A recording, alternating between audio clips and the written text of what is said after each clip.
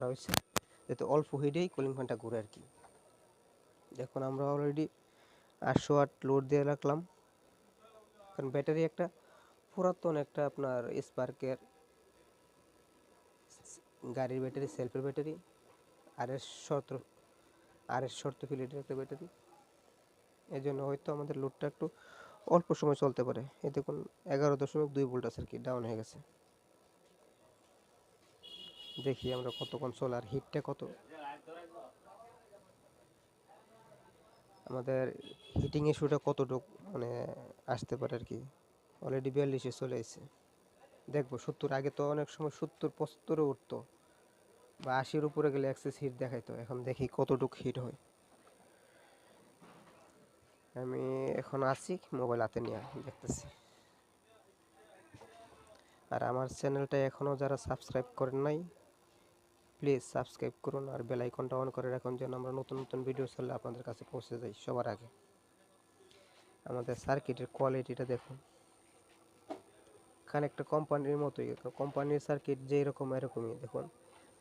আমি আগের একটা ভিডিওতে বলছিলাম যে আমাদের যে সার্কিটগুলো করছি, যত ডি সার্কিটই করছি, আলাদাভাবে কিন্তু সোল্ডারিং করতে হয় না, বা ওই মোটা করে ওয়্যার দিয়া সোল্ডারিং করে বা রাং জ্বালাই করে মোটা করতে হয় না, কারণ আমাদের যে লেয়ারগুলো অনেক মোটা করে করছি, যাতে আলাদাভাবে না করতে হয় আর কি।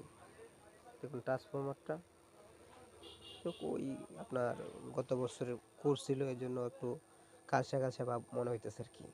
তারপর চেষ্টা করছি অনেকটা ফিনিশিং করার জন্য।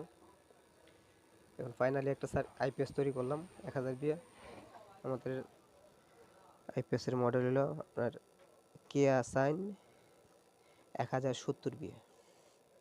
1070 বিয়ে কিন্তু অলরেডি 800 ওয়াট চলতেছে। দেখুন ভোল্টেজটা, আউটপুট ভোল্টেজ কিন্তু আপনার স্টেবলই আছে। 14 থেকে 1 ভোল্টেজ, মানে 1 ভোল্ট কমছে, যেহেতু ব্যাটারি ভোল্টেজ কমে গেছে।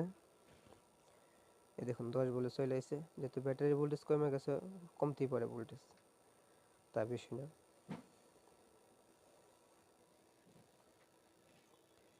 এছাড়াও আমরা আরও 3টা ডিজাইন করছি, সাইন ওয়েভের 3টা ডিজাইন আরও আছে, ডিএসপি 4 স্টেপ ছাড়াও। আর একটা করছি কেএসআই সুকাম 129 মডেলের নাম দিলাম কেএসআই সুকাম। আমি এখনও আছি, দেখতেছি কতটুকু হিট হইতে পারে, কারণ